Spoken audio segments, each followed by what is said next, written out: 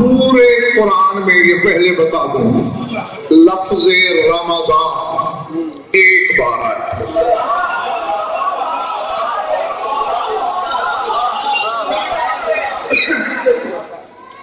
کچھ لفظ ایسے ہیں جو ایک ہی بار آئے ہیں قرآن میں، اور ان کے ایک بار آنے میں بھی علتیں ہیں، جیسا کہ بلغ کا لفظ ایک بار،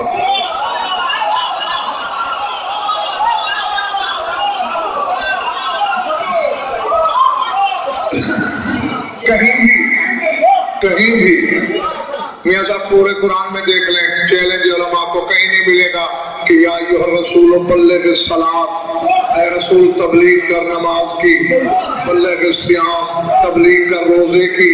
بلغ الحج، ایک ہی بار کا بلغ ما انزل الیک من،